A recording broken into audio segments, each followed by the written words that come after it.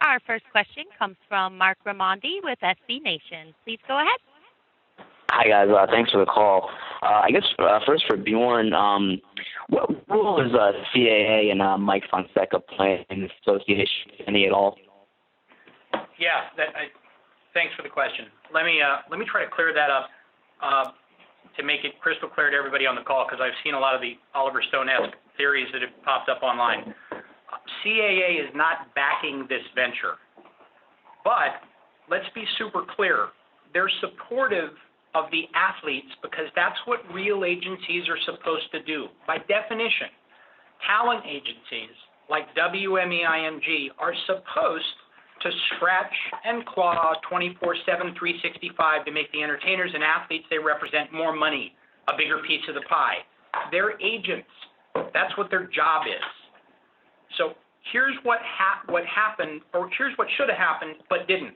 When WME-IMG acquired the UFC, what they should have done is they should have taken 500-plus fighters. They should have put them on first-class flights. They should have put them in a gorgeous hotel and brought them to a spectacular meeting. And they should have sat down with those fighters and they should have said, you have our deepest, most sincere apologies for the egregious, outrageous way you've been treated over the years.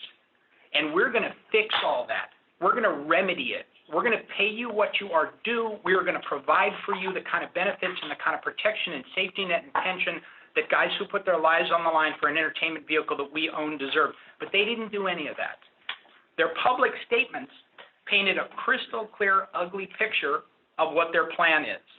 And I quote, "This will be business as usual. We're not changing anything. In fact, the only step they've taken so far was to make cutbacks to help make them even more money." In fight speak, basically, they sucker punched the fighters in the face and made more money for WME-IMG. And let me take it one step further. Ari Emanuel, who heads WME-IMG, assured investors, his investors in writing, that prior to any increases in how much they'd make from TV or pay-per-view or ticket sales or sponsorship or closed circuit or any other revenue streams, that they would achieve a 50% EBITDA margin. That's what they put in writing. And you know how they say they're going to get there? They say they're going to get there by reducing expenses. Reducing expenses to achieve a 50% margin on $600 million in annual revenues. Now, one more insult to injury, and I know you asked a small question, but I want to give you a long answer. In addition to the 50% margin on $600 million in revenues annually, WME-IMG, and I swear this is true, is paying themselves an additional $25 million per year in a, in quotes, management fee. I couldn't make that level agreed up. So when you ask me the question, no, this isn't being backed by CAA, but they're supporting their fighters just like they support their athletes and their entertainers in anything and everything they do. But they didn't pay any money. They're not the financial backer. And Mike Fonseca is the agent to a lot of these guys. So have I talked to him? Absolutely, I've talked to him. An agent's agent who stepped up on behalf of his athletes and is supporting them in what they're sitting here with me trying to accomplish. And just one more for Bjorn. Thank you for that. There's already been a little bit of criticism. I've seen some MMA managers express concern when they saw your name associated with this, someone who's a former promoter and someone who's been criticized in the past for fighter treatment. Can you respond to that criticism? Yeah. Look, I think the easiest way for me to respond to it without going into a great deal of depth is that the most successful year I ever had as a promoter, I paid the athletes who fought for me 53% of our revenues.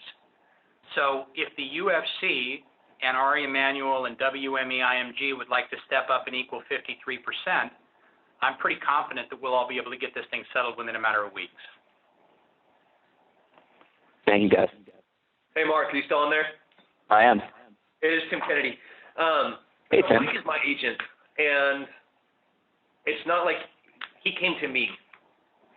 You know where I stand. You know where Cowboy stands. You know where Cain stands. You know where TJ stands. You know where George stands. This isn't like a new thing. We have been looking for the best horse to get behind on the race. No horse is perfect, right? Like, some get tired. Some's built for the 500. But this is the best horse that we've had, and that's why I'm here. There's nobody from CAA in this room right now. The people that are here are the fighters, that 100% believe that there needs to be change. This isn't a conspiracy theorist dream of two competing organizations. This is a bunch of dudes that have been in the sport since the beginning that know right now something has to fucking change. Has nothing to do with anything else besides the fighters. Okay, thanks. Thank you, guys. On to the next question. Elise? We'll go next to Brett Okamoto with ESPN. Please go ahead. Hey, thank you, guys. One thing to follow up on what Mark just asked, Bjorn, should we assume then that you are no longer going to be, you're forever kind of stepping aside as a promoter, or is that something that we shouldn't necessarily jump to the conclusion right away, given your association with this? This is my focus, Brett. This is what I'm focused on. We've been working on this for over 2 years. Some really great people who I've got enormous respect for stepped up a couple years ago and brought this venture to my attention. I don't even know if venture is the right terminology to use, but brought this to my attention and said, this is important, let's do it. And of course, given the years I've spent in this industry and, cutting a lot of international television deals and domestic TV deals and having done pay-per-view and done event after event after event, I understood the drivers, I understood the revenues and the expenses. So, but probably more importantly than that is MMA's been pretty good to me. And, it's not often you get an opportunity to step up and do something that's right and that actually matters and is going to have some significance moving forward. So this is the focus. And I'm going to be in this as long as these guys that sit on this board want me in it, and when they don't want me in it anymore, they're going to tell me and I'll leave. And then thank you, Bjorn, and for the fighters there, whoever wants to answer this, Donald Cowboy, he spoke about having fear previously in recent years. He may have not have stepped up and said this. Is there fear now? Like how much of a risk do you guys think you're taking in publicly aligning yourself with something like this? Yeah, absolutely, I feel there's still fear, but it needs to be done. And I think standing with the 5 guys here, we're big names, man, and we just need to get the rest of the guys to not have the fear to stand up with us, and so yeah, we're putting ourselves out there. And what's going to happen, I have no fucking idea, but I'm here, and God damn it, let's run until the wheels fall off.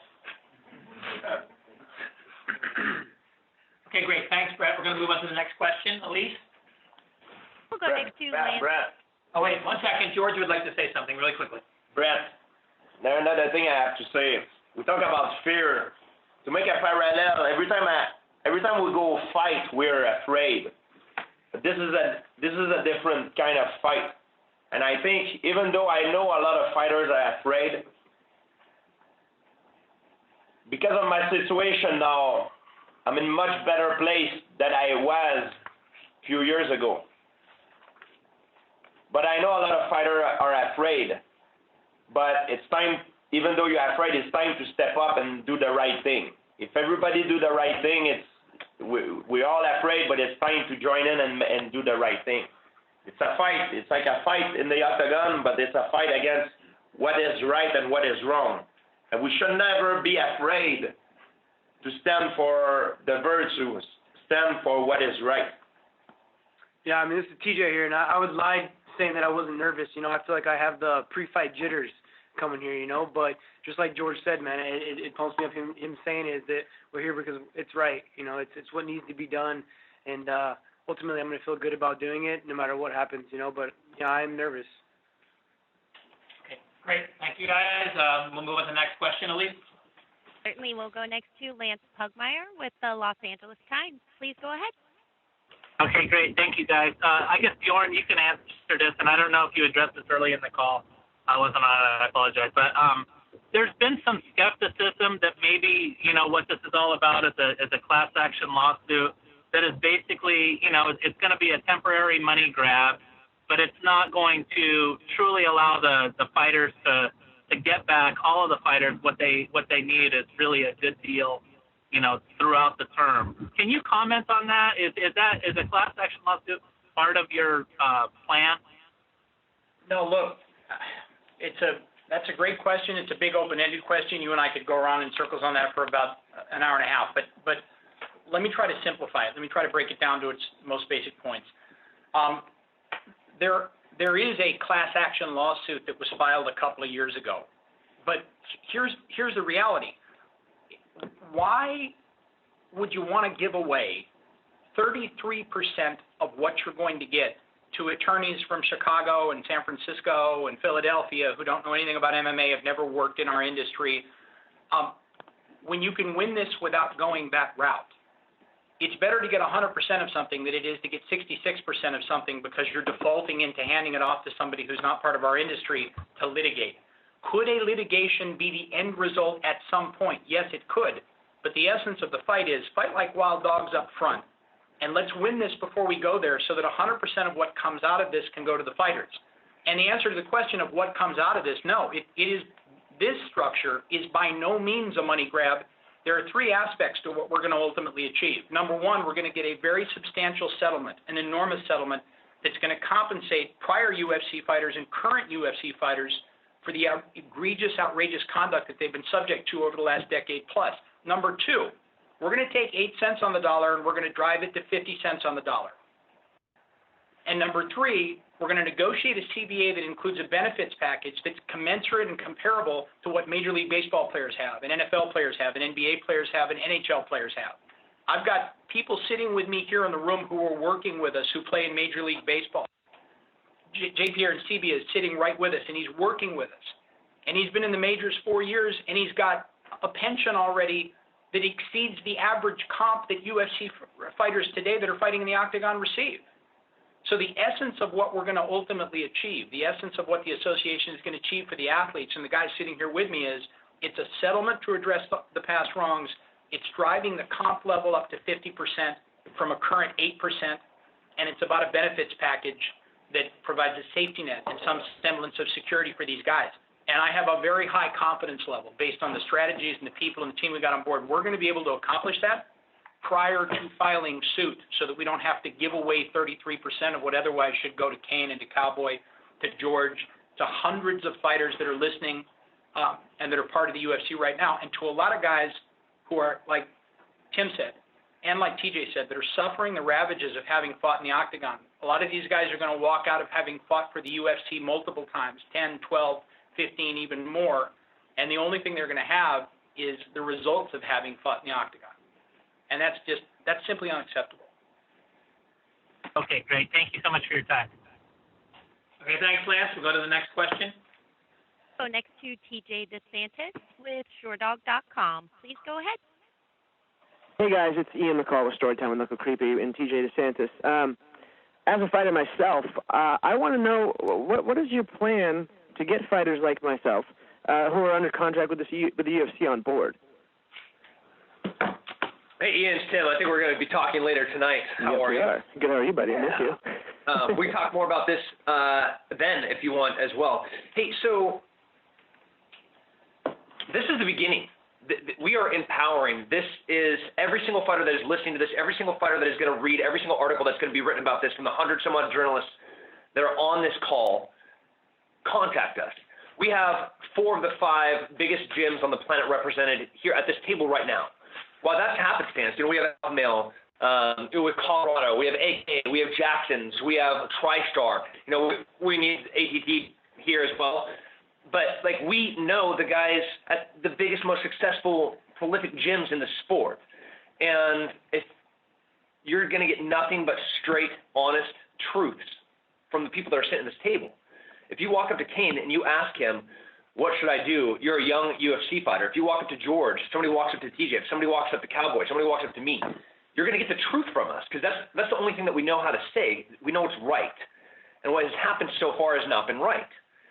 So I'm not recruiting, Ian. That's not what I'm saying. Do you want to see change? Do you want to make 8% or do you want to see there to be something different for your future? For fighters that have already fought and that are hurt, they can barely walk. You want to see them be able to get surgeries that they badly need? Do you want to see these young kids that are making, 8 and 8 have a chance to be able to put food on their table? I don't need to convince them this is the right thing. Come to us. Come talk to us. You are now empowered. This is the best team that there could exist to make this come to fruition. So we're going to talk. We're going to come and we're going to talk to people. But come and find us. Find me. My email, tim@rangerup.com. More than reach out. I'll give you my number. You have my number. Yeah. Give it to anybody you want. You can talk to us And throw your number out there, Ken. yeah, straight up. I'll post it online. This is the beginning of the change has happened. The announcement is made. The wheels are already spinning, and like Cowboy said, we're going to ride it until it breaks, the wheels falls off, or we get what we want. And the latter is what's going to happen. So come to us.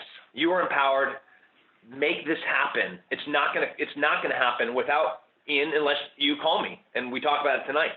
And everybody else at your gym, and everybody else that this is the beginning. Get behind it.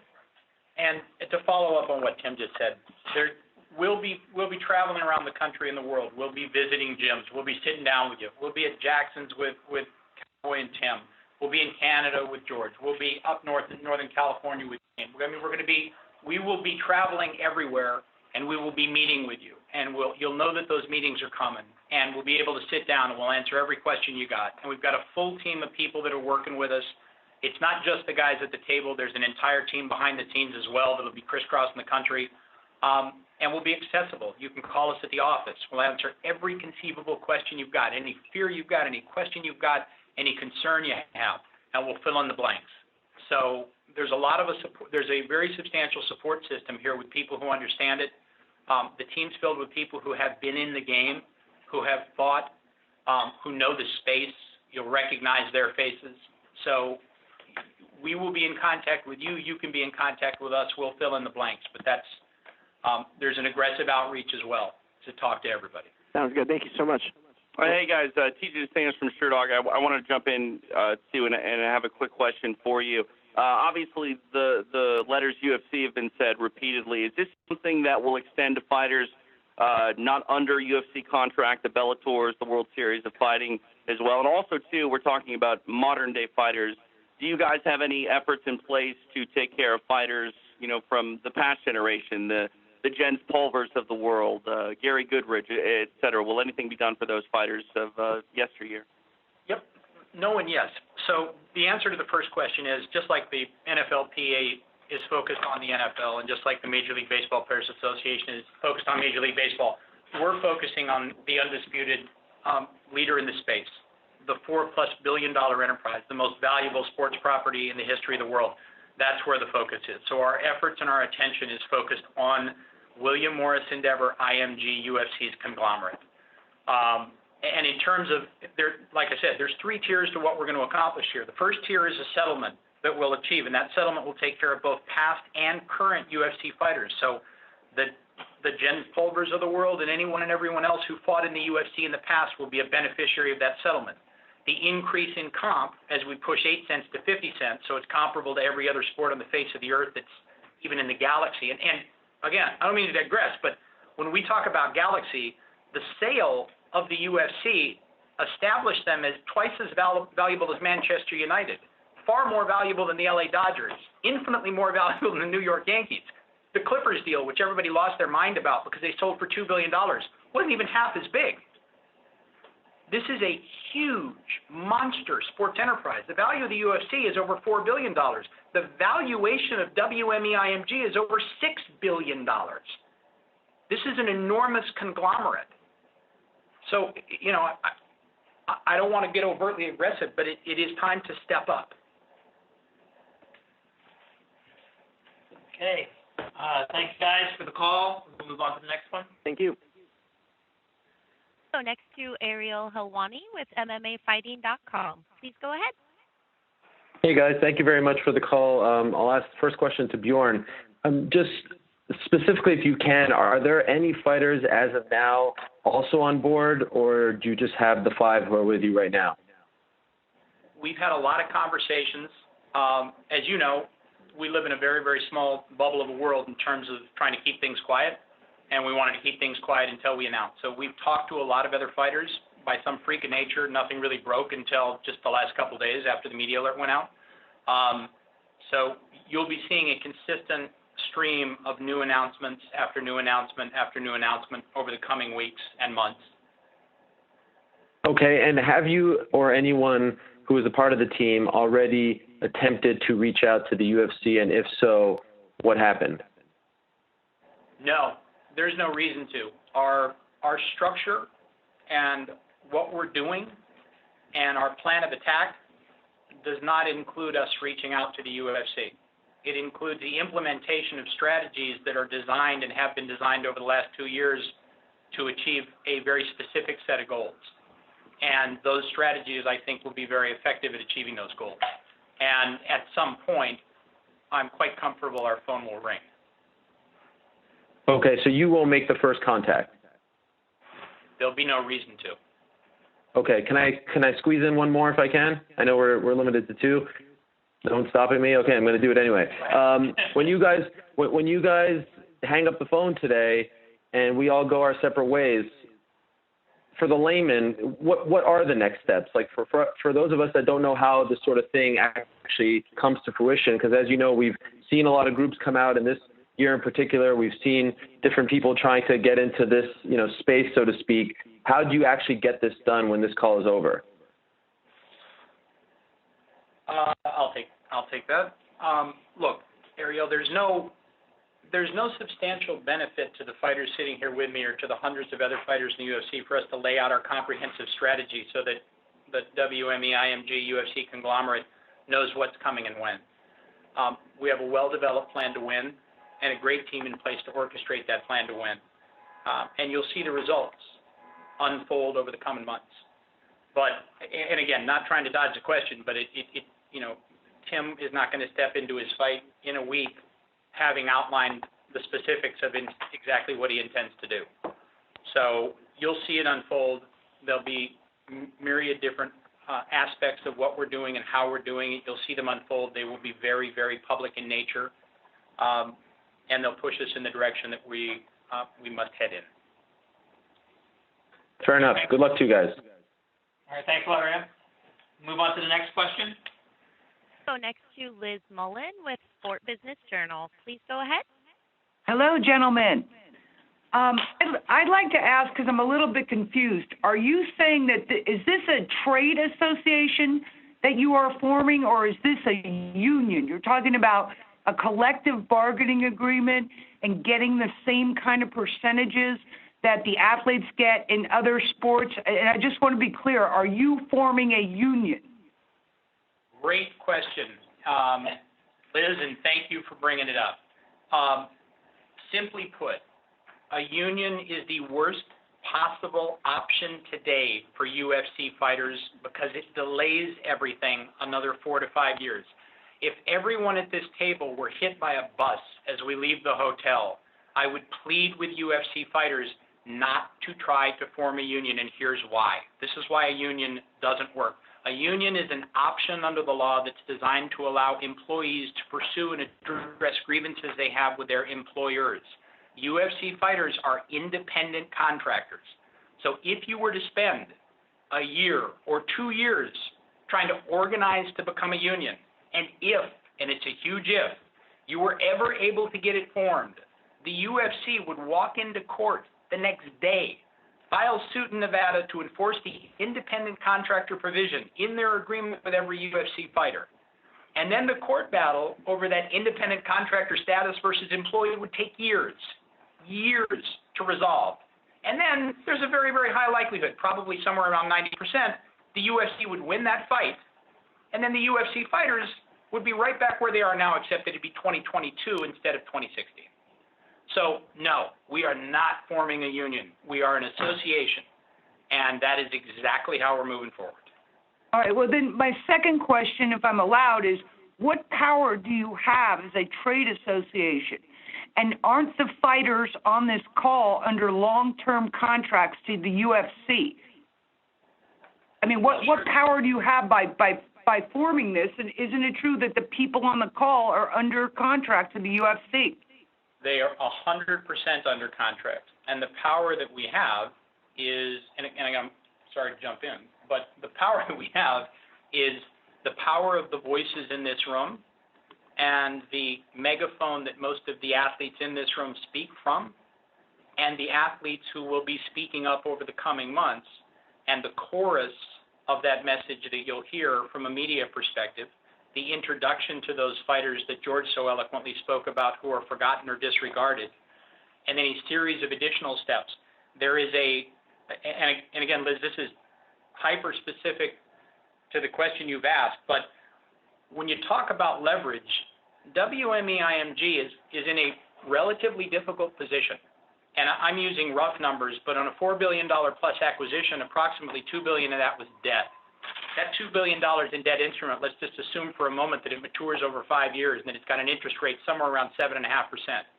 That's $750 million in interest payments alone that will be due over the next 5 years. Not 5 years now, but actually 4.5 years. So how do they cover those interest payments? How do you cover $750 million in interest in the next 4.5 years? Well, you increase revenues. How do you increase revenues? Primary way you increase revenues if you're the UFC, because 76% of your revenues are due to pay-per-view, domestic television licensing, and international licensing, is you'd have to expand and dramatically increase those three revenue streams. What's the boogeyman to every top executive at every network who's being asked to spend hundreds of millions of dollars each year on sports programming? Labor strife. And that's what we have here. So there's a lot of pieces to this puzzle and kidney shots that are going to be delivered on a consistent and ongoing basis, and that's just one of them. But this group has significant power.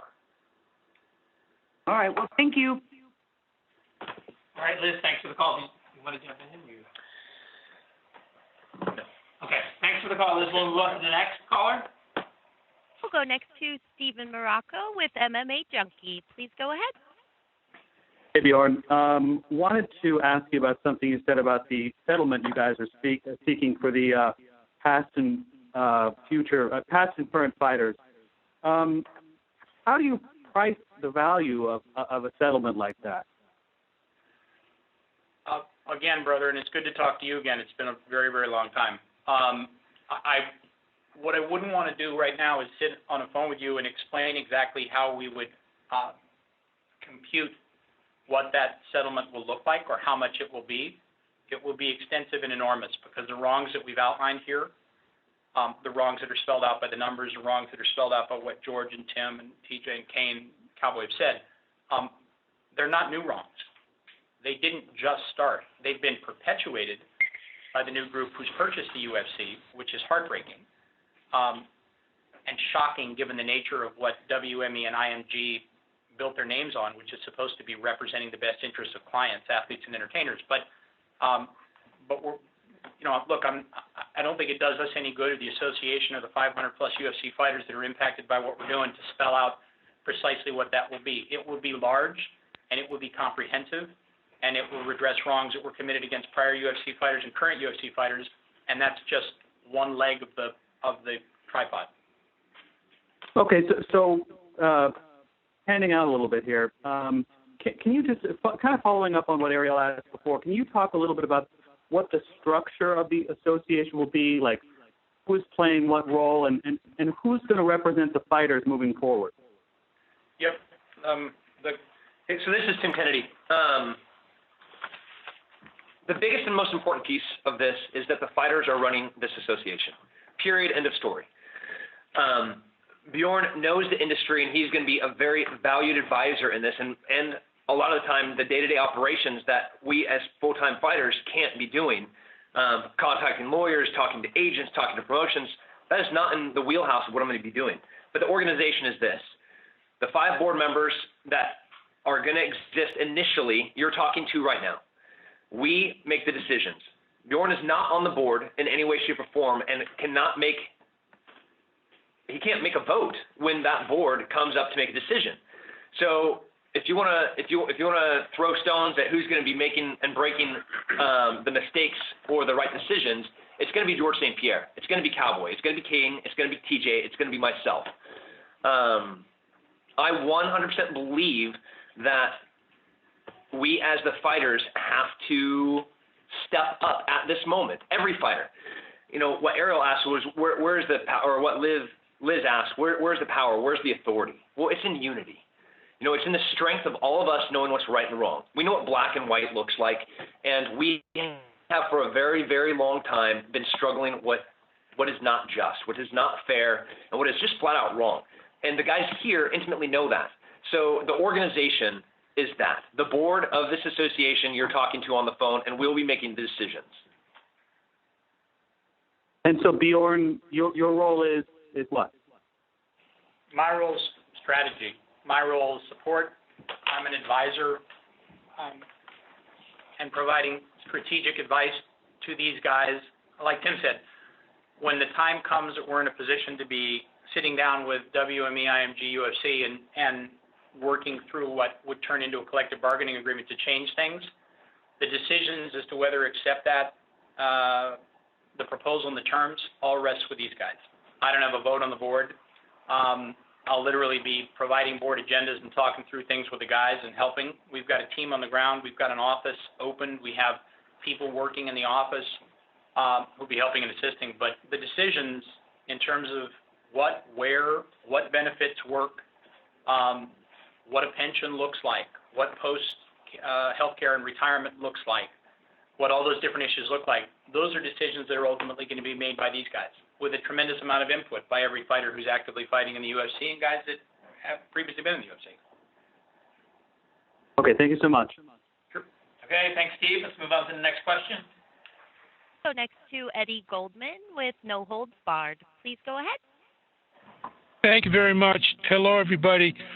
First for Bjorn, I know you don't want to show your whole hand to the UFC, but there have already been a number of efforts in different areas, including an ongoing antitrust lawsuit against the UFC.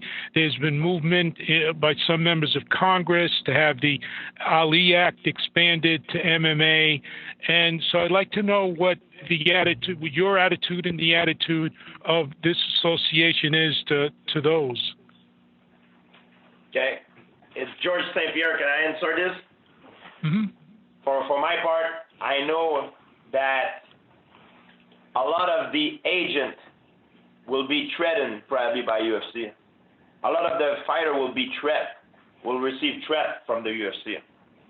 But I want to let you know something.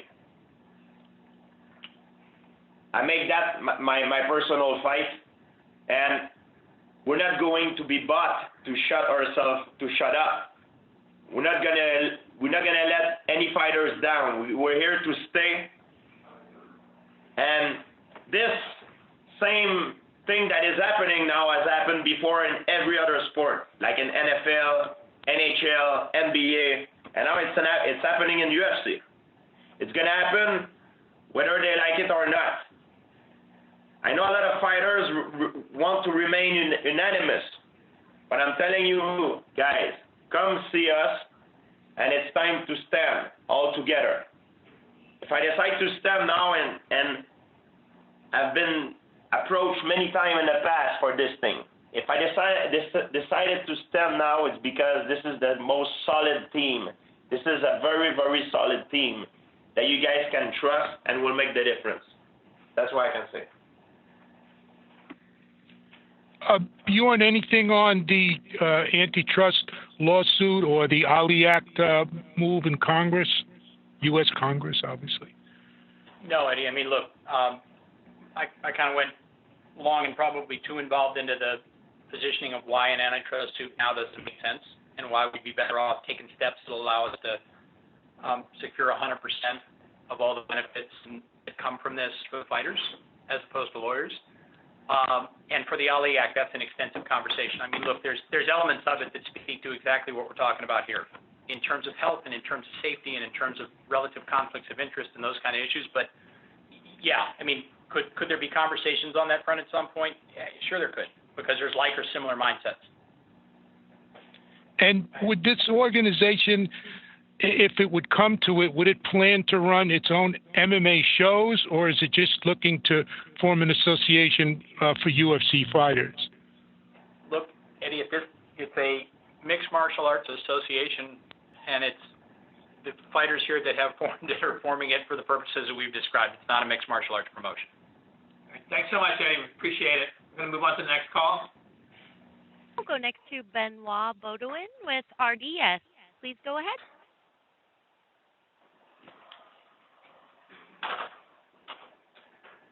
Benoit, your line is open. Do you have us on mute? Oh, sorry, I was on mute. Hi, everyone. There was a pro fighter association that was launched a few months ago. what do you think of their venture? Do you plan to work with them? And why did you decide to do something differently from this group? So the thing for an association to work is the right team, the heart, the passion, and the understanding of what's right and wrong. This is not the quick fix. This is not looking for that easy dollar to try to get a settlement, to try to, all right, the UFC was just bought, so they have some money sitting aside. This is, let's line our pockets. That's not what the fuck this is. This is 5 dudes, and now what's going to be 500 fighters, female fighters, retired fighters, champions, every single name that you know and recognize, but more importantly, a lot of the names that you don't, that are standing up to see change. So that's what the difference is that we came together to back the right horse. It was the first time that we had the right team with the right marquee athletes. You can't get Georges St-Pierre, Cain Velasquez, Cowboy, TJ in the room together, but here they are. And they're surrounded by the best and brightest minds that know this sport inside and out. So the difference is we're not there to make a quick buck. We're here to change the sport forever so that the fighters that have fought and the fighters that are going to fight have a chance to not be permanently injured and to be compensated fairly for what they've done and for the sacrifices that they made for the sport. So this is not the union, but is your association plan to negotiate pension fund and health insurance on behalf of all the fighters in the UFC, or because you are you are independent contractor, every one of you will have to still negotiate your stuff with the UFC? What's the plan? The ultimate finalization will be the manifestation of a collective bargaining agreement that will address all those issues. So it ultimately will be one agreement that covers the increases, the pension benefits, the health care benefits. Let's not forget about disability benefits. I mean, look and compare and contrast this to baseball. You sign a 4-year deal for $20 million in baseball. You get injured on day number 2, you get $20 million. You fight in a cage in the UFC, and you get injured before your fight, and you receive nothing. So the dynamics and the balance in this system is completely off.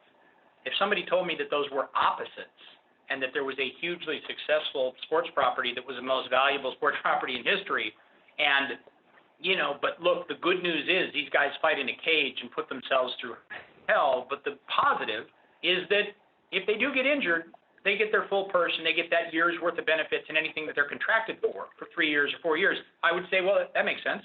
Of course they do. They could break their neck. They could be knocked unconscious and suffer huge head trauma that could result in later CTE. They could have horrible injuries. So that's the dynamic.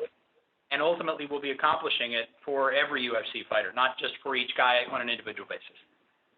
Thank you, gentlemen. Thank you, Lloyd. Move on to the next question, please. We'll go next to Dave Diebert with Post Media News. Please go ahead. Hi, you guys. Thanks for the time. Just a quick question. I'll direct first one to George and second one to Bjorn. George, how much does the fact, and perhaps you can address this on behalf of fighters in the room, fighters you've talked to, how much does the fact that there's a strong second promotion, specifically Bellator, where fighters have been going back and forth, how much does the fact that there's a strong second option for fighters impact making this move now? And then Bjorn, how long has this been in the works? You mentioned 2 years, came out yesterday that some domain names have been registered going back a little ways. If you could offer some insight into how long this specifically has been in the works. Can you repeat your question to me? I'm sorry for. Can you repeat it to me? I'm sorry. Yeah. Well, there's been more movement lately, going back and forth between UFC and Bellator, indicating perhaps a stronger second option for fighters other than just UFC. The fact that that's happening now, how much did that play a role in deciding to make this move publicly now when you are? it's good that is happening because fighters should have the freedom to choose, you know, and I think it's a good thing. For my part, I always say when I compete, I wanted to be known as a great fighter, but also I wanted to be known as the one who made the difference. Like the performance-enhancing drug was not recognized as a true problem in the beginning when I came out with it. I've been laughed at by UFC. And now all these problems that I'm talking about are probably the same thing can happen now. But it's a serious problem. And I'm one of the fighters who travel the most. I've been training in different camps with different guys, different fighters in UFC. And like I said, when you train with people, there's some kind of camaraderie that is formed. And you start talking about families and stuff and lifestyle. And all those problems that we mentioned come back. No matter if I go train at Jackson or I go train in New York or if I go wherever, it's always the same pattern, the same problems that come back. And that's the reason why we're making a stance now. And we're making a stance, and I know exactly what's going to happen. A lot of the agents will be threatened, and I'm repeating myself, by UFC. And they will try to convince their fighter that it's a bad idea to join us. I know because I've been there myself. I've been managed by a friend of a friend before and things like that. And I know it's going to happen. But I'm telling you that face to face to the other fighter, this is the right thing to do. I don't have to do this. I do not have to fight. I do not have to be implicated into this. I have enough money. I can just sit and not work one day in my life. But if I'm doing this, it's to make the quality of life better for every fighter. Because I've been on the other side. I'm not born with a silver spoon. And if I'm doing this, it's because I want to change things. I want to be known also as a guy who changed things. And I want to change things for the right. There is nothing wrong to stand for what we stand for today. This is the right thing to do. Nobody can say that we're doing the wrong thing. We don't want to do something that is only for the best of our interests. We want something fair on both sides, and that's why we're doing this. So I'm telling the fighter, I know you're gonna be talking with your agent, with a lot of guys. Think about the best. If we're doing this for the best of you guys' interests. We're gonna fight for you, and we're not gonna let you down. We're not gonna be bought to shut up. We come here because of our value. All right, value we cannot be bought by money. We're gonna be doing the right thing, and we're not gonna be stuck. This is something for a long term. This is long-term thing. This is not a quick fix. This is a long-term thing, and it's a serious thing. And we have a great team, lawyers, great team behind us. That's why we came, and we make a stance today. Okay, thank you very much. We're going to move on to the next question. We'll go next to Bruno Montpetit with RDS. Please go ahead. Oui, salut. Une question pour Georges. Georges, si tu pouvais nous expliquer en français un petit peu ce que tu viens de dire, là, c'est quoi les motifs, je sais que tu veux faire changer les choses, c'est quoi les motifs pour lesquels tu t'impliques dans ce projet-là, puis c'est quoi le projet au juste? Oui, en français, en fait, je fais une récapitulation. Moi, mon but quand je compétitionnais à l'UFC, c'était d'être connu comme étant le meilleur combattant. Mais pas seulement le meilleur combattant, aussi être reconnu comme celui qui a fait la différence dans le sport. Et si je suis ici aujourd'hui, c'est pour parler d'un problème. En fait, c'est pas seulement un problème, c'est plusieurs problèmes qui regroupent tous les combattants du UFC. Un petit peu comme quand je suis sorti public avec le problème des drogues de performance. Au début, le UFC a ri de moi. Et par après, on a vu que les choses ont changé, qu'ils ont pris le problème au sérieux. Alors, ça ne me dérange pas d'être un peu le vilain, de paraître un peu comme le vilain à leurs yeux et de parler des problèmes qu'on a aujourd'hui. les combattants, ils ont peur de se faire intimider par le UFC pour dire vraiment ce qu'ils pensent. Ils ont peur aussi de se retirer ou de se faire rejeter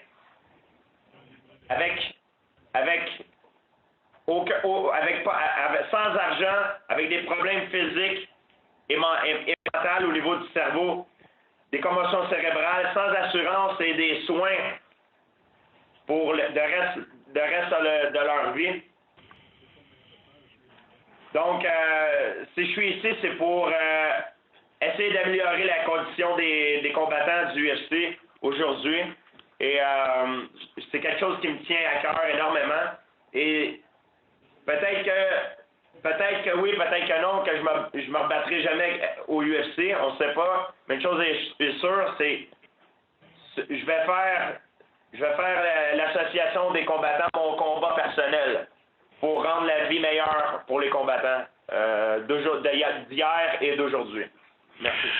Georges, une dernière question. C'est quelque chose qu'on le voit qui tient vraiment à cœur. C'est quelque chose que tu veux changer les choses. As-tu l'impression vraiment que les combattants sont exploités par l'UFC? Parce que même quand tu combattais, souvent, tu allais de l'avant pour dire justement que le milieu était difficile et que c'était très dur d'évoluer au sein de ce milieu-là. C'est très difficile. Moi, je viens de... Quand j'ai commencé mon premier combat UFC, j'avais 3 jobs.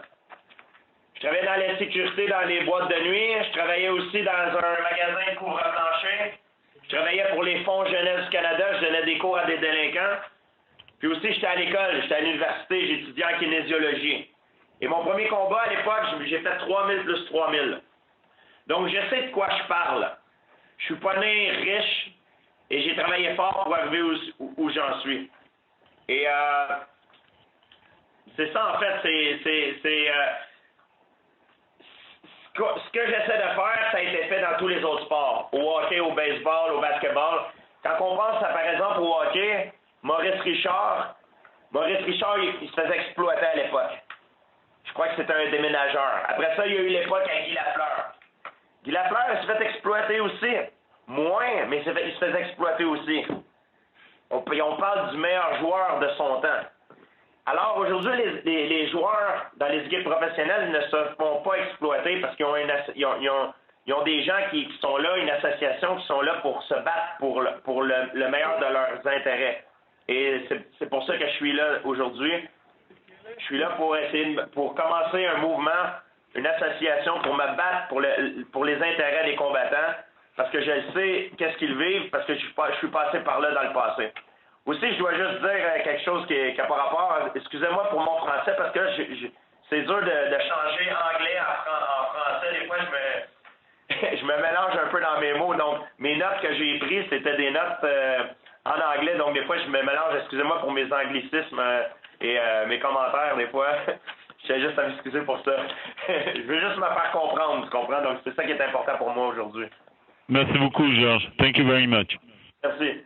Merci, Bruno. Thank you so much. We'll move on to the next question. Next to Jack Phillips with MMALatest.com. Please go ahead.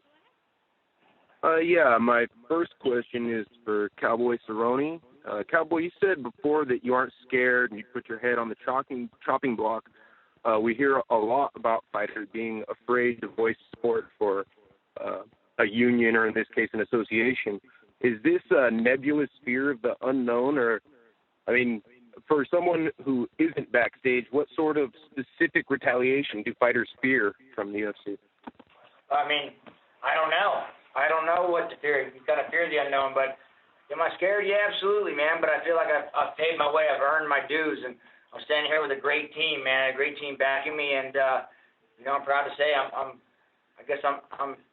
a little less scared now, you know, and I'm hoping to lead the way, start a revolution, man, and get all the other fighters to stand up with us. And so the answer to your question, yes, I'm scared to fucking death, man. I don't know what's gonna happen tomorrow, and I'm still under contract. I still have a fight next weekend, and I'm healthy and ready to go. And man, fuck. But yeah, I don't even know how to appropriately answer that. But yes, so it's gonna take a lot of work, a lot of time, and getting everything in order that we need to do. Awesome. And I know it's been a lot in the news, so I guess TJ Dillashaw, I suppose I should ask this one too, about fighters getting passed over for title shots. I know we're talking about important stuff like taking care of your family and healthcare, but would you be willing to use collective bargaining the same way the Ali Act works to sort of ensure that the most deserving contender gets the shot? I mean, it'd be nice, but this ultimately comes down to a lot more than that. But the UFC's, when it comes down to the UFC's allowed to do whatever they want. You know, they're sole promotion. They can put whoever's going to make them the most money or put the position of the guys they want there because that's what they want. Yes, it should be going off a ranking system. It should go off what's the most deserved. And I do believe that, but this is even bigger than that. You know, this just proves that the UFC can do whatever they want. All right. Thank you very much, fellas. All right, thank you. Let's move on to the next question, please. We'll go next to R.C. Samo with Fanboy Nation. Please go ahead. Good afternoon, gentlemen. This is revolutionary, and I'm glad that you guys are finally putting this together. Tim obviously isn't scared of anything because he's a Ranger, and I've spoken with him before, and I respect him a great deal. You feel scared. What's that? And I know Cowboy's a little frightened of what could go down, but of the repercussions that could happen from all of this, what's the worst that could come of it from the UFC coming down on you guys, and what's the best case scenario that you hope for once everything goes into play? Let me touch on that real quick. This is Bjorn, and okay. because there's a legal aspect to this that needs to be touched on, and it's really important. There is, and I won't go into a recitation of the laws on a state-by-state or federal level, but there is law after law after law on the books that prohibits employers from retaliating against people in this fashion. So the opportunity that from a rogue action perspective 7 years ago or 6 years ago where Dana White made any decision he wanted on a whim and tweeted it out with both fingers in the air, that's a different scenario. But with WME-IMG on board and with 50 or 60 attorneys sitting in the second floor of their offices, the ability of that company to retaliate against Cowboy or to retaliate against Tim or TJ or Cain or George or 500 other fighters is virtually non-existent. As counterintuitive as it sounds, and I know it sounds wacky coming out of my mouth, but if you talk to top lawyers about what's going on here, it actually provides an additional layer of protection to the fighters who do speak up, because you have voiced your displeasure with an outrageous out-of-whack system. And if then the UFC and WME and IMG steps up and cuts you, takes advantage of you, cuts your teammates, does anything from a retaliatory perspective, that is deep, deep, deep trouble from them from a legal perspective. So there are the option that they had to act in the way that they acted 6 years ago or 5 years ago or even 3 years ago, where they literally did anything they wanted, like the Wild Wild West, has been reined in. This is Tim Kennedy. One of the efforts, in addition to the compensation, in addition to the healthcare, the pensions, helping the hurt fighters of the past, it's also to professionalize the sport. Bjorn said it was 3 years ago. I can look across the table at TJ and know that, politics have played into title shots. When you get a fight, who you're going to fight, if you're going to fight, that is all subjective to matchmakers that work for the UFC. So while they don't have to or couldn't necessarily penalize us or, come out and they can give us bad matches, or they can give us no matches, or they could not give us the title fight that they deserve and give it to another steroid-using guy. The fact that they can give a guy that has failed steroid tests on multiple times another title shot at their pleasure because of their subjective opinion of what's going to sell pay-per-view is insane. So an effort in this is to professionalize the sport. The brothers and sisters that are going to be standing up together, fellow fighters, to see the change is to see this sport grow up. We just got sold, and it is now the biggest sell in sport history. We have grown up. These fighters have not been taken care of as if the sport has. The fans need to understand that there has been a huge travesty, that there is a void.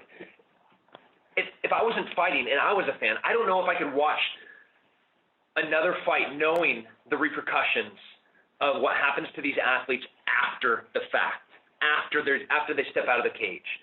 The fans need to get behind this and need to understand that we are trying to grow this sport up. We want to work with the UFC and watch this sport grow. We want to be the biggest. We want to surpass the NFL. We want to see that. That means that we're making more money, the UFC is making more money, everybody's making more money, and everybody's happy. So the risk versus the reward could be there. It's just not there right now. Gentlemen, thank you so very much. Okay, thank you. And we'll move on to the next question. We'll go next to Matthew Bull with Arts Voice. Please go ahead. Hi, guys. My first question is for Bjorn. It may have been touched on already. Any plan or benefit, either way, that you see in bringing Couture's group into your fold? The question for GSP, or I suppose any of the fighters that like to take a shot at it. You mentioned the one name that nobody else has mentioned. It always comes up in the MMA conversation, Conor McGregor.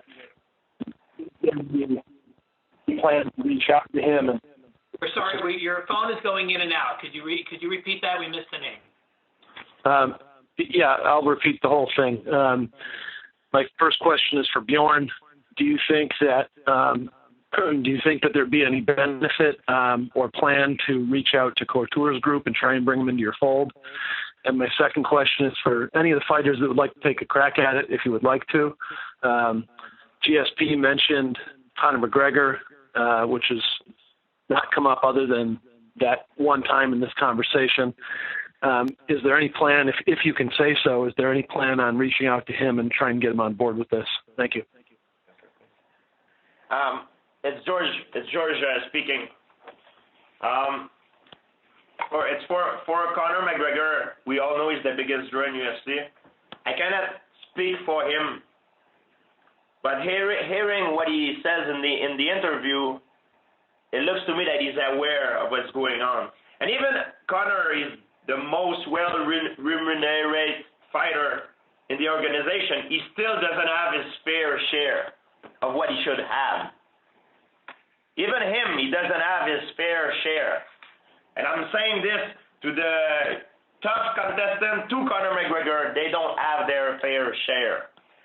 And I know a lot of fighters, they talk bad about Conor because it's the business, a lot of them, sometimes they could be jealous because he's also a great fighter, but he's also someone who sells himself very well, and he did very well for himself. For me, I'm not jealous. I'm very happy for him. But there's something I think about Conor McGregor. I've met him a couple of times. Conor McGregor is someone. You have the Conor McGregor, a human being, and the Conor McGregor business. And when the one you see in the business is the Conor McGregor, the one you see in the UFC is the Conor McGregor, the business. But the Conor McGregor human being, because I've talked to him, I've met him before, I know for sure he knows what's right. And Conor is, nobody's a perfect human being, but Conor is not a coward. He knows what's right, and everybody knows what we're doing is right. So of course we would like to have on board the biggest name in the sport, and we need it. And UFC will probably do everything they can to make it not happening. But every voice counts for us. To the biggest draw in the UFC, to the smartest fighter, every voice counts. It's very important for us that everybody come on board, and we will take care of you, and we will hear what you have to say, and we will protect you. And in answer to the earlier part of the question to me, look, I explained it at great length why the union alternative is a disaster for the fighters. And any kind of act, and look, I'm a huge Randy fan. I have huge monster respect for him. I've watched every one of his fights for years and years and years. But any overture that's already got a litigation filed, I think is counterintuitive to what we ultimately want to accomplish. Because I believe that the strategies in place and teams in place, people are in place to win this fight prior to filing a lawsuit. So to preemptively file a lawsuit, which takes a third of everything that comes of it and puts it in someone else's hands when it should go into the hands of fighters, I think is not a great strategy. So we wouldn't be aligning with anyone who is currently following that strategy, although we would welcome Randy Couture with open arms to join us in what we're doing, because he's, smart as all get out and understands the sport backward and forward and has had his well-documented problems for years and years and years with the UFC. So he'd be welcome to step in with us. Okay, thank you so much for the question. Go on to the next question. So next to Elias Cepeda with Champions.com. Please go ahead. Thanks for the time. Two quick questions. First is for George. George, does this mean that you've kind of given up the hope of fighting again in the UFC, or do you still hope to be able to fight while fighting for other fighters? And the other question is for anyone that wants to answer it. Is there a formal process for other fighters that you're inviting to join you? Is there like a signing cards type of thing? And where is the backing to do all this coming from as of right now? So this is George. For me, it doesn't change anything. The reason why I didn't fight in UFC is because the deal they were offering me was not fair. It's not a question of people. They make a question of money. Like they were saying to me, I'm a big risk. But if I'm a big risk, you know what I mean? I'm a big risk, but they wouldn't let me free. Like in a way. So it contradicts itself. In terms for my situation, I can say I haven't fought. We met UFC and I several times. I haven't fought because the situation, the deal they were offering was not fair.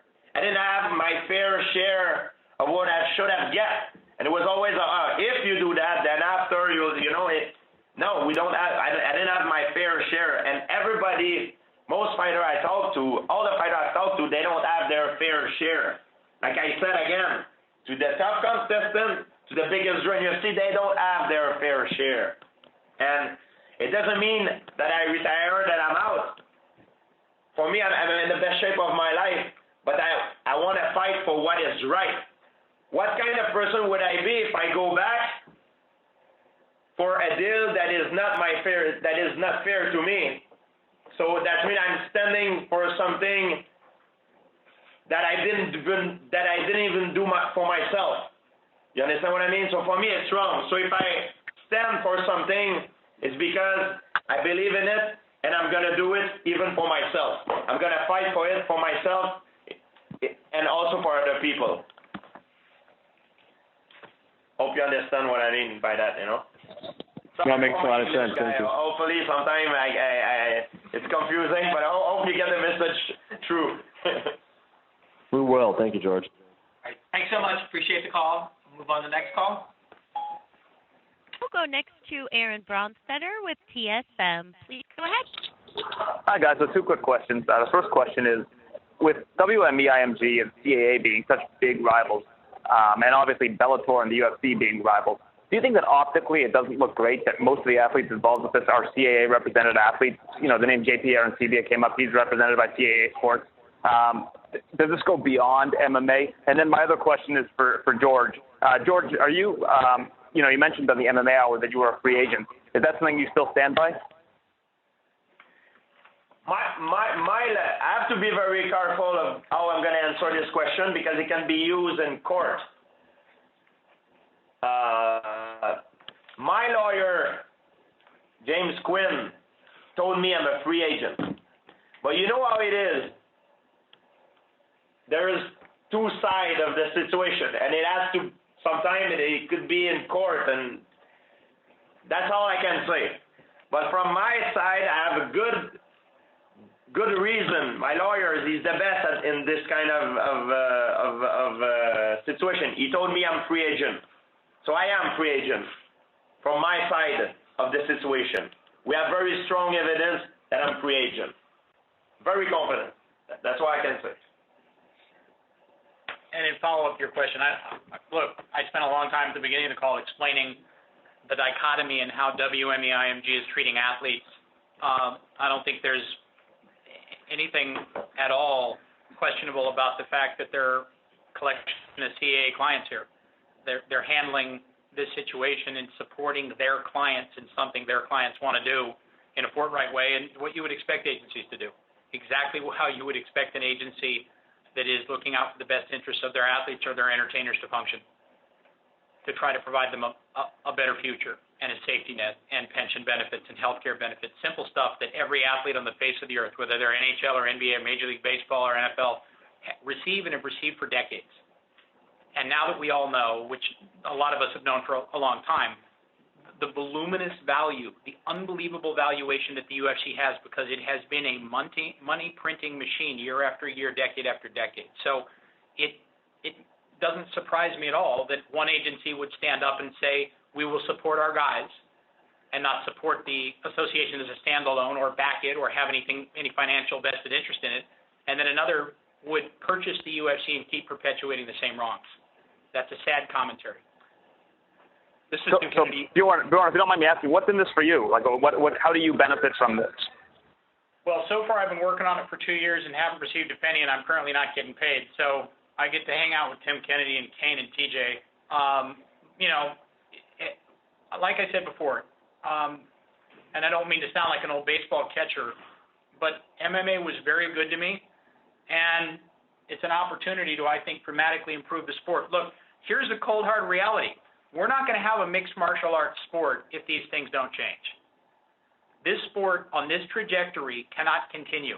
I grew up in a household from the time I was 6 years old where Latin American fighters and Mexican fighters lived with our family. I've seen firsthand for 46 years what happens to fighters, boxers, and mixed martial artists. I've been around this sport since I was a child, and it's frightening. It's not a happy ending for a lot of the guys who compete. So if you don't step up, if we're not able to change this, if you can't create a dynamic where there's a safety net, where there's a pension, where there's health care benefits when TJ Dillashaw is 46, you have huge problems on your hand. This sport doesn't continue. Tim spoke to it. This thing is about ultimately fixing this wrong and then coming together and working as a unified team to try to create a dynamic with the UFC where the UFC is making $2 billion or $3 billion, or like the NFL, $13.3 billion a year. But at 13.3, the athletes that are sitting in this room and the athletes that are out there listening should be receiving 6.4 or 6.5 of it. That's the way the dynamic should work. And if it doesn't get fixed, those of us who love MMA and think it's the greatest sport in the world, we're not going to have an MMA in 10 years. Because the repercussions and the ramifications from that kind of conduct are going to kill this sport. Okay, thank you very much for the call. Move on to the next one. We'll go next to Mike Straka with MMA Noise. Please go ahead. Hey guys, Bjorn, quick question on business, on the business side of things, and also to Tim Kennedy as well. Are you guys funding this yourselves? You're talking about going around the world and visiting gyms and talking to fighters. That costs a lot of money. How are you guys going to fund that?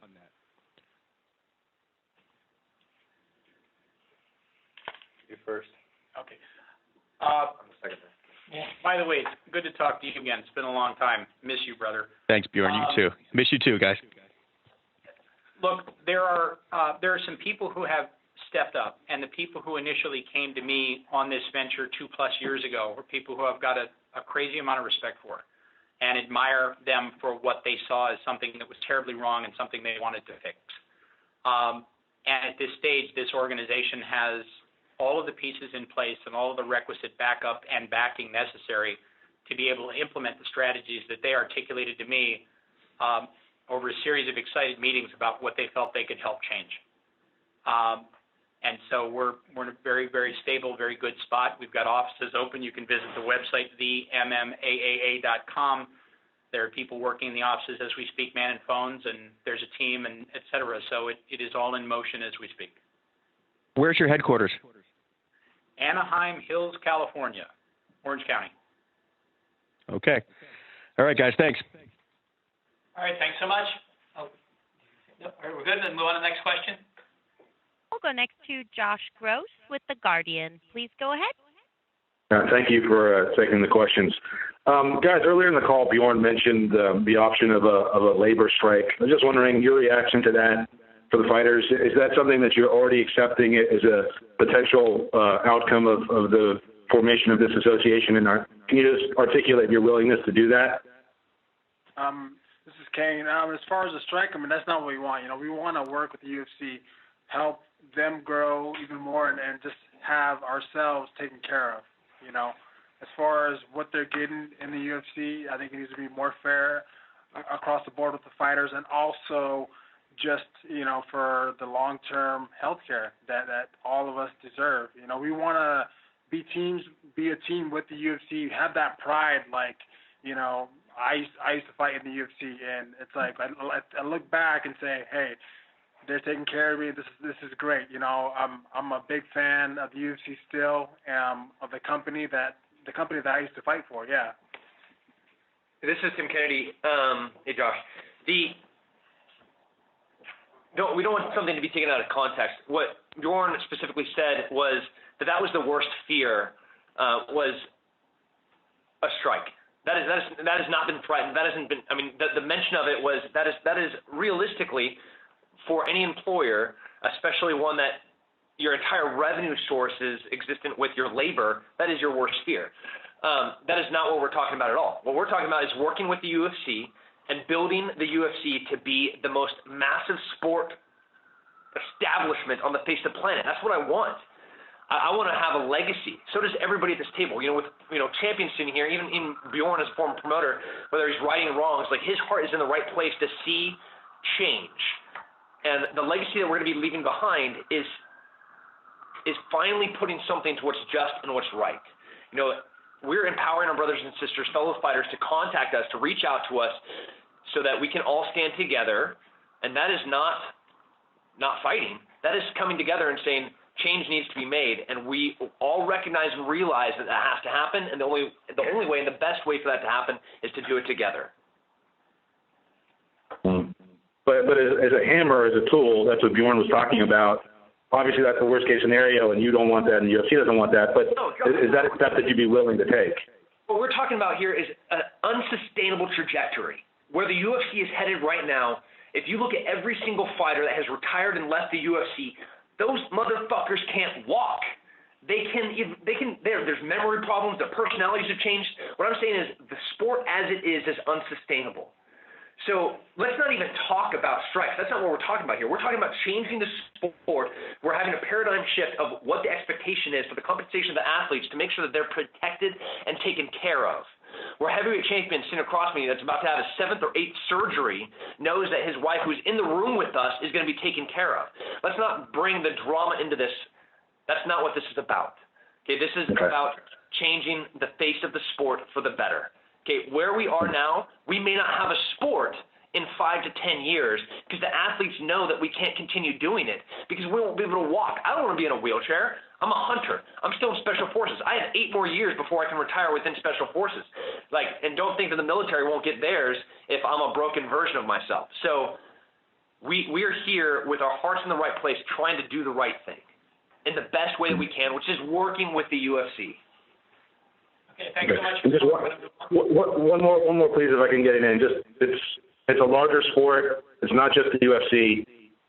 Do you feel no need to advocate on behalf of fighters in Bellator? Viacom's a giant company. Do they not deserve these protections and these pensions as well? Yeah, they absolutely do. Just like any other, if you look at every professional sport in the world right now, let's look at baseball. As we have other professional baseball players here that are kind of talking to us and helping structure strategically what we're going to be doing, there are a lot of minor leagues, but you have to make it to the pros. You gotta play for the Red Sox. You gotta play for the Yankees. You gotta play for the Dodgers. Once you're there, you've made it, right? And that's where we are right now. For this to work and for this to be kicked off and for this to really come to fruition, this is the starting point. I'm not saying we're not going to grow and be able to provide protections into all the multiple myriad of other promotions that exist. But the starting line, where we are right now, the 5-meter target for us to be able to accurately affect change is the UFC. So where we're going to go from here, man, sky's the limit. If you look around this table, you see hard work and blue-collar believers that change needs to happen. We have like the most prolific champion in UFC history that is coming back to say, he already has legacy, but he's now trying to affect change for a permanent improvement of the sport. Okay, thanks so much for the call. We're going to move on. Next question, please. We'll go next to Michael Stetz with MMA Mania. Please go ahead. Thanks for your time. What for Bjorn first? What are the short-term goals? I know you said you want to have a settlement for past and present fighters, 8% to 50%. But what is it you have to do to achieve that? Do you have to get the support of, say, 50% of the roster? What are your short-term goals, like a list of what you need to do to put these plans into effect? Again, and look, I'm by no means trying to sidestep the question. From a strategic outlay perspective in terms of what's A, B, C, D, and E, I don't think it makes a lot of sense to divulge that and to say, hey, here's what we're going to be doing next. But obviously part and parcel of it is organizing. Part and parcel of it is every guy at Jackson's reaching out to Cowboy, reaching out to Tim. It's about AKA and talking to Cain. It's a whole group of articulations of what's going on, who's involved, what the long-term goals are. That begins it. That'll be complemented by a great deal of media. As George said, we're going to be making introductions, not just from an endemic market MMA perspective, but also from a general market media perspective to a lot of the fighters who have suffered largely at the hands of fighting in the UFC and are now suffering the consequences for that. And there's going to be a series of overtures that you're going to see. When you organize something like this, you create what's called a plan to win.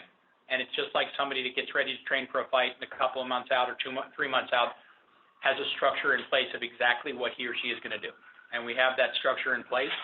And like George said, something like this doesn't get taken care of overnight unless, of course, like I said previously, the UFC wants to step up and equal a 53% of gross revenues mark, in which case we'd be able to expedite the resolution of these matters quite quickly. So. But I mean, can you list any type of, because not to reiterate the question again, but there has to be some type of plan in place that you want to do, like step 1, step 2. Sure, you're going to, like we've discussed on this call and everybody's articulated, you'll see these fighters in gyms talking, traveling around the country, meeting with other fighters to shed light on exactly what we're doing and share with them one-on-one what those plans are. There's an organizing team that includes JP and includes the hardest working, most trustworthy and honest employee I ever had, Zach Light, who's working with us as well, and other team members who are going to be crisscrossing the country. Because what you've got to do first, like Tim said, is you've got to shed light on exactly what's going on, what the need is, and what this ultimately means. If you look at the numbers, and I don't mean to go too deep and give you too much of an answer, but if you look at the numbers, at 8% versus 50%, you look at a guy that's making 12 plus 12, a guy at 25,000, that increase is not an incremental small increase. You're talking about a guy making 12 plus 12 that will walk away with $125,000 per fight. If you're one of the fortunate guys that's making 25 plus 25, and you're walking away with a win at $50,000, that turns into a $250,000 a night purse. If you're one of the freaks of nature in the UFC, the rarity, the pink ostrich that's making $100,000, you're talking about a $500,000 night. And look, here's the cold, hard reality. That reality for the NFL and NBA and Major League Baseball and NHL, those owners are still profitable. Robert Kraft, who bought into Ari Emanuel's sale of the debt on the UFC instrument, Robert Kraft isn't operating the Patriots so that he can lose money. He's making money. And he's paying his athletes, Tom Brady and the rest of them, 50% of every dollar that comes in his door. So what are we talking about? How does this dynamic exist today? And to this point, we have stood by and allowed it to occur. Because the fixing of it and the remedy is a remedy that can be done and still allow WME-IMG to make a profit, a comparable profit to every owner in Major League Baseball or the NHL or the NFL. So it's inconceivable questions remain. Have you sought the advice of, say, DeMaurice Smith from the NFL Players Association and say, Tony Clark from the Major League Baseball Players Association? Have they given input onto possible strategies you can use for, like you said, a collective bargaining agreement? Yeah, sure. Tony's awesome. We've talked to Tony. We've talked to a ton of people. I mean, look, the magician, the Michael Jordan we've got on our team is Jim Quinn. Jim Quinn is the Michael Jordan of antitrust litigations. He's the Michael Jordan of Athlete Association-related litigations. Google Jim Quinn and athletes and see what comes up. He wrote the book. So we've got him on our team. And we've talked to some very smart people, and Tony's been hugely supportive. We talked to Tony Clark 2 years ago at the infancy of this undertaking. So yeah, of course, we've gotten some input from folks from major organizing campaigns across the country who have dealt with voluminous, large-scale labor issues. And this one just happens to have an enormity of ugly on one side of it. So it is an easier one to address because the difference between what should happen and what is happening is so crystal clear. Thanks, Bjorn. If I could squeeze one in for George, if possible. George, was this something kind of eating away at you in your time away from the UFC? Did you feel kind of a magnetic pull because of your stature and who you are in the sport, your reputation? Did you feel kind of it pulling towards you, like you were one of the top guys to be able to fight for the other fighters? Well, whether if I would be on fighting right now or not, I would have taken the stand as well. I'm in a great situation now. Like I said, I come here today, it's because I take the stand. But I couldn't have made that in the beginning of my career because I was in the same situation as some of the guys that are afraid. And I would have liked at the time if someone who was a bigger draw at the time would have taken a stand to protect me, so I would not have done it today. Unfortunately, the infrastructure was not in place. This thing has been repetitively done in every sport, in Major League Baseball, NHL. I'm from Canada, so I can talk to you about hockey because that's what I know best in team sport. I remember the best player of their time, Maurice Richard, used to be exploited by the NHL. After that, you had another era. The best player was Guy Lafleur. He was exploited, but not as much. Then you had the era of Wayne Gretzky. That was less. Then after you have the era of today. Today, the player, their condition of work are much better. But it has to start somewhere, and that's what we're doing today. We started to increase the condition of work of the fighter. We're not here we're here to elevate the UFC. We want to elevate the UFC. Of course, they're not gonna like it first because they like powers. Like every man who has power, they want more power. Now we're taking a little bit of power out of them and we put it into the fighter's hands. And you would have taken the stand for me that this is done in the correct way. I'm sorry, we have to move on. We have a few more questions we want to get in. So thank you so much for the call. We'll go next to Mike Chiappetta with Bleacher Report. Please go ahead. All right, so I'll follow up with George, please. You guys mentioned this is supposed to be a UFC fighters-only association, but George, you reiterated once again on this call that you're a free agent. That seems a little inconsistent. Can you explain how that works? Well, you have my version of the story and you have the UFC version of the story, right? So, yeah, so because of legal reason, I cannot extrapolate on that. But see, you know what I mean by in the situation. Hey, this is Tim. It's not just current UFC fighters. we are reaching out to the Randy Coutures, to the Kung Lees, to the Nathan Correys that have their own thing going. But this is about people that have fought for the UFC, and I'm pretty sure if we look at Georges St-Pierre's record that he's fought for the UFC and won the title and defended it more than times than anyone else. I mean, like, so, there might even be people on this. George may never fight again, or he may fight in a couple months from now. Or I can fight for another organization. He will still absolutely be part of this association because of what he has done, and that is fought for the biggest and best organization on the planet, the Ultimate Fighting Championship. Not only fought for them, but won titles for them and then defended them on countless times. So retired guys, like this is about at a grassroots level building an association that can stand unified to make change for the better. Right? Brothers and sisters, fighters that have done and put their blood in the octagon. George has done that more than all of us. So it's not just, to be perfectly clear, while he may not be fighting right now, or he may fight for a different promotion in the future, he has fought for the UFC, and he's a welcome addition to this board. Okay, thanks for the clarification. I just have one other question for Bjorn. You said, people have stepped up to fund the association. Obviously, most people don't fund ventures related to multi-billion-dollar businesses out of the goodness of their hearts. So what are those people getting out of being part of this? Again, they're getting far less than they would get if they put money behind Apple or Toyota or any other major company that's functioning well that you can invest in.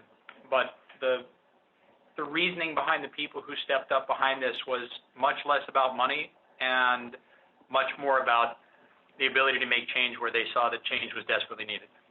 So I think it would be out of line on my part to be able to discuss the specifics of what somebody who has stepped up with a group to help make this happen is getting out of it. But there are other ventures that you could step into that have a much higher upside or potential multiple on that investment. But the heartfelt reasoning behind it was what got me into it at the get-go, and then just a realization of the facts.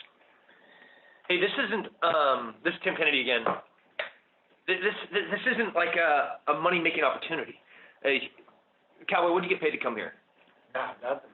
So costing money. Yeah, you an asshole stole my striking coach for him to come here. Cain? No? TJ? Yeah, nothing. Okay, we're not getting right now. Yeah, we're all in fight camps right now. TJ is, Cain is, Cowboy and I fight like next weekend. We're here for a legacy, for the future. That's why George is here. Even if he doesn't fight again, he's going to make change. He's an advocate for the future. And we're not paid to be here, and we're not talking like hundreds of thousands of dollars as we hop on private planes flying to talk to gyms. I'm going to be in the gym tomorrow, and I'm going to talk to people about the fight. Cain's going to be in the gym tomorrow. TJ is going to be in the gym tomorrow. And we're going to have these conversations. It's not like we need to, be setting up limos to fly these guys.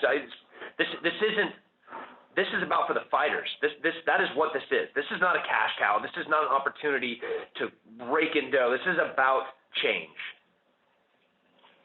Okay, thanks so much. Thank you, guys. Good luck to you. We'll go next to Nathan Hendrickson with Funny MMA. Please go ahead. Yes, I was wondering if Mr. Rebney could go into just a little bit more detail about how all this is being funded.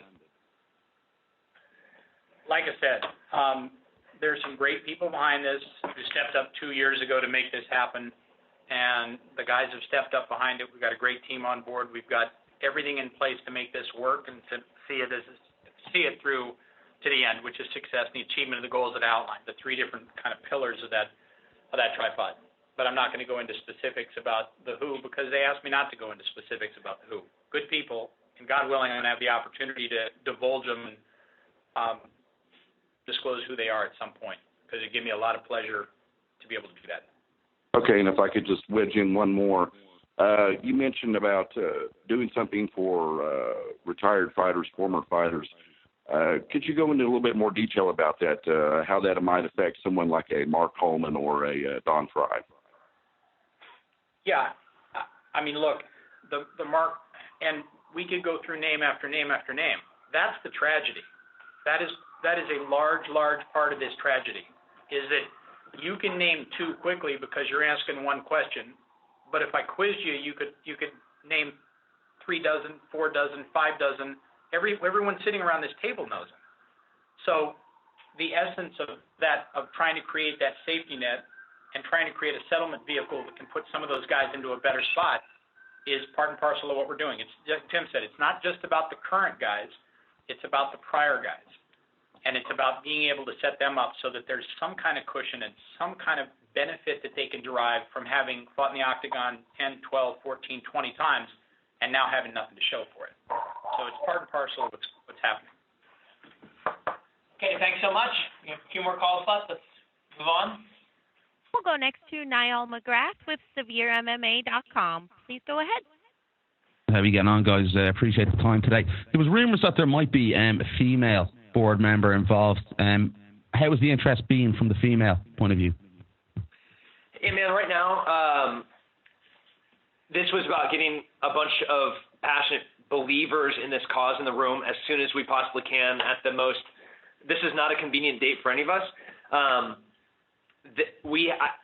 not going to name names, but like Bjorn said, we're going to start talking about who's behind this already, and there's hundreds, to include some of the most fundamental pillar stones of the sport. You know, from like right now, I'm on my phone getting blown up by some female fighters. I'm on board 100%. Let me know.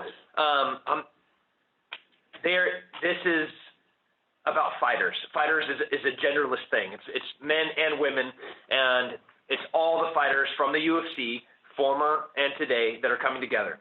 So are they going to be part of the board? Yes. Are they going to be part of the decision-making factor? Are they going to be on the front lines with us in every way, shape, and form? This is a genderless thing.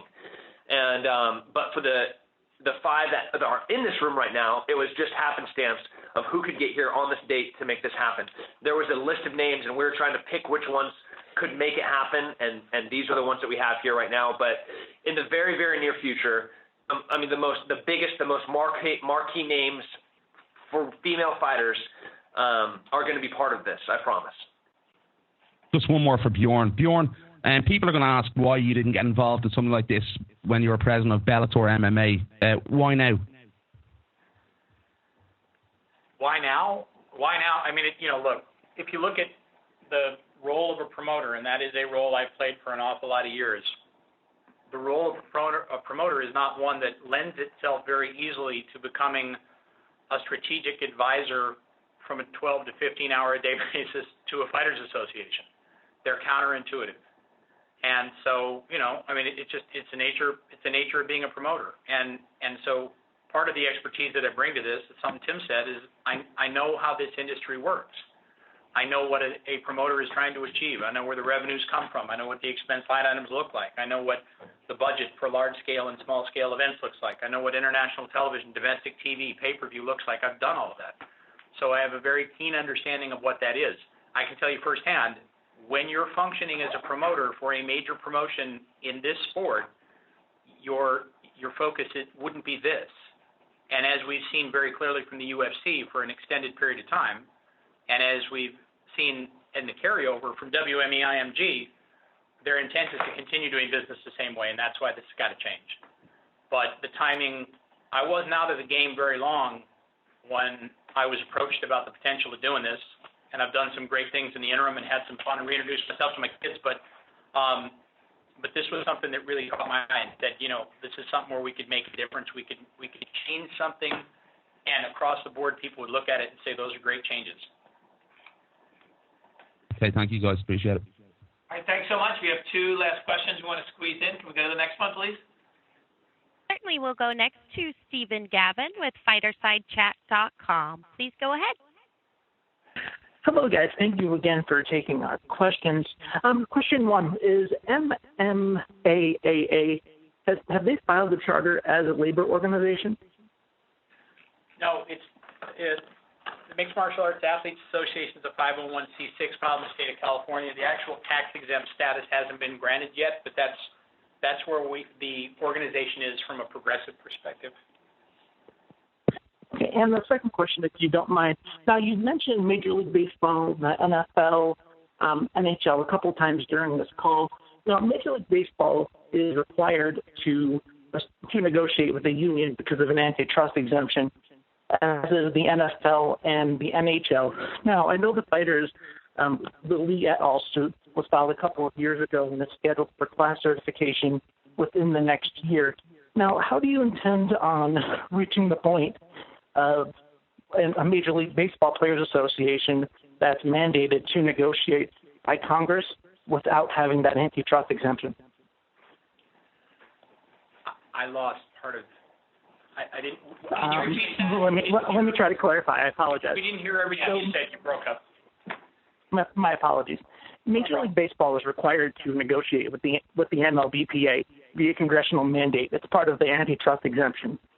Same with the NFL, the NBA, NHL, etc. Now, you said that you intend on bringing the UFC to the table to negotiate money for past fighters, etc. How do you intend on doing what requires congressional mandate from the major four sports without having that type of leverage? Well, look, and again, big question that would require an awful lot of time to go through ad length, ad nauseum. But given a quick answer would be fine, sir. Yeah, given your knowledge in the space, obviously at some point in the future, when we're sitting down and negotiating a CBA on behalf of the association, the UFC, in an attempt to maintain their antitrust exemption, will require a transition from an association to a union entity from a legal basis perspective. That's what happens in these situations. So that will happen. That will provide them then with the antitrust exemption, and then ultimately they can be decertified, not decertified, et cetera. But the progression on what happens on subsequent CBAs is something that will be a good problem for us to have, because the initial negotiation will be one that will be on huge seminal gaps that exist in the structure right now. Okay, now, if you don't mind, the UFC right now does not have an antitrust exemption. There's antitrust litigation in the process that's about 2 years in. Is this not going back to square one?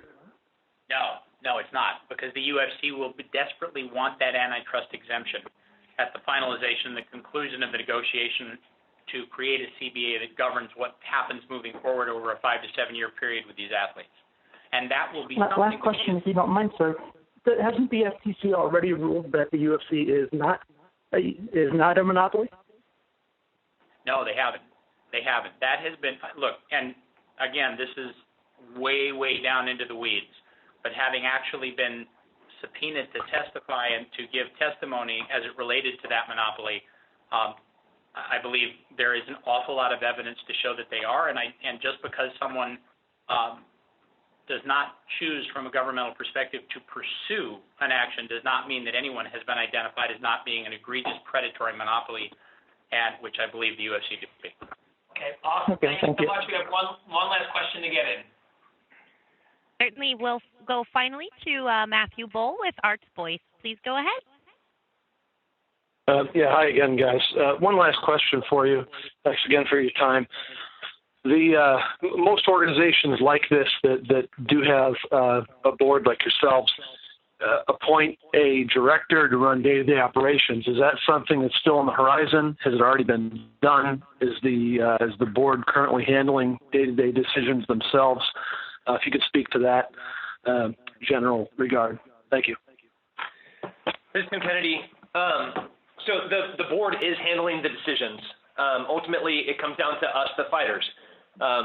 We are, the dream is that we're going to be representative of the fighters as a whole. The men and women that step into the octagon. We're going to have the best understanding of what their needs are from talking to them, and now having great strategic advisors like Bjorn. The reason that he's part of this team is he knows the ins and the outs of it. The reason that people are stepping up behind this is, and to fund this, is because they're brave and they understand that change needs to happen. But we're the ones that are making decisions. The fighters are.